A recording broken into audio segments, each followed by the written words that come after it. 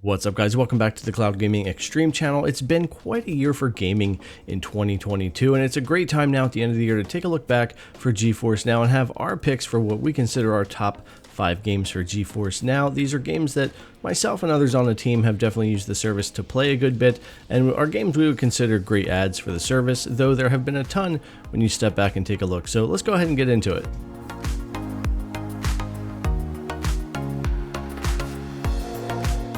Midnight Suns is the first game on our list, and it's one of the more recent releases for this year on December 2nd, launch day for GeForce Now. And for the game, it did launch with some mixed reviews, even though it does sit at an 81% on Metacritic currently, and it's a game that certainly grew on me. It wasn't one that was on my radar at all, but once I started playing it and getting into it, I actually really came to enjoy Midnight Suns, even though I have a long ways to go yet.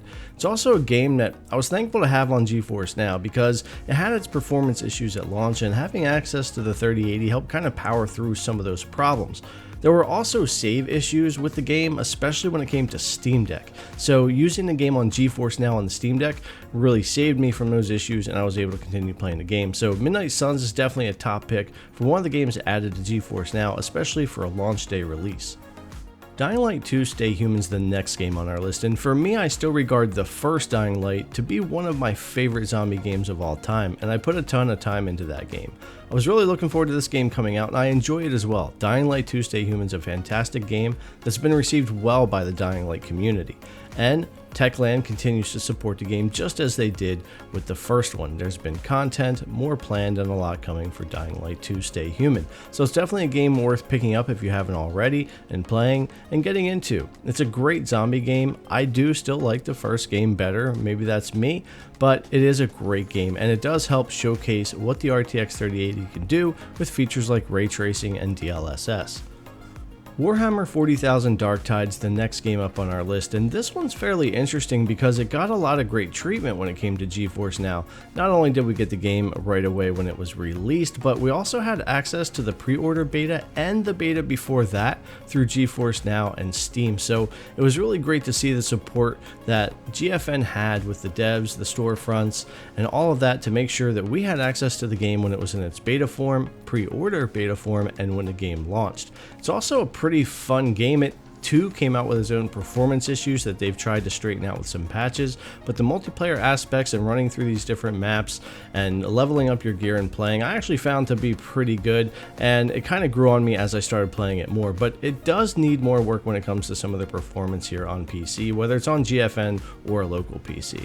But it's definitely worth having on our list as a top game added to GeForce Now this year.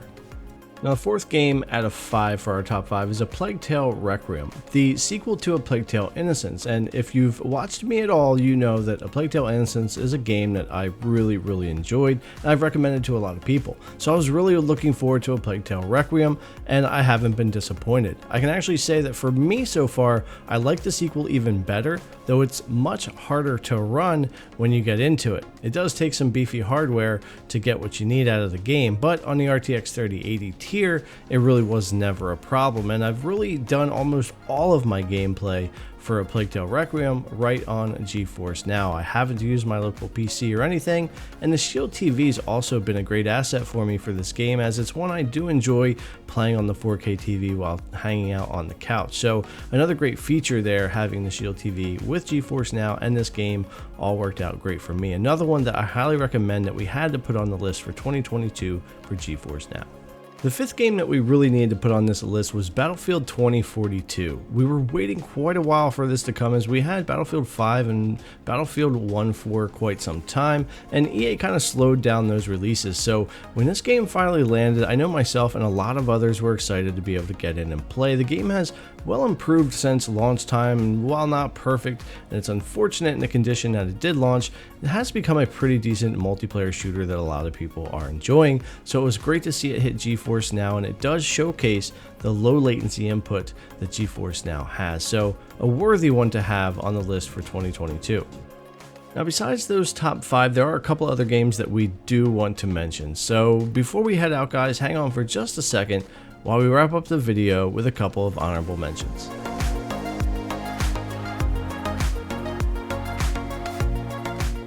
The Entropy Center is definitely one that caught me off guard, and it was recommended to me by Marchief here on the channel. It's often referred to being similar to Portal, as you have your kind of puzzle gun here where you control things and do different stuff with the environment. You affect time and you're kind of going through figuring out the story of what's going on with Earth, and I found myself getting pretty addicted to it. And another game I was happy was on GeForce NOW because I could pretty much play it anywhere. Now, next up we have Evil West. This is another decent game, a lot of mixed reviews, and I know some people really enjoyed this game and some people just really couldn't play through it, and I totally get it. It's their first go at this game.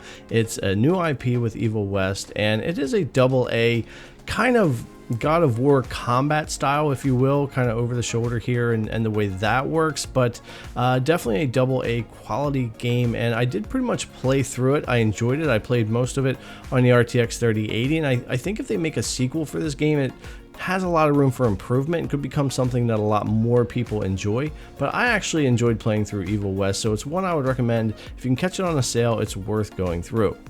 But that's going to wrap up our video, guys. That's our top 5 plus a couple of honorable mentions, and of course this list may differ from yours, so let us know in the comments below what games you've played most on GeForce NOW this year, or what you think were the most impactful. Alright, thanks again for coming to watch the video as always, and we'll see you guys in the next one.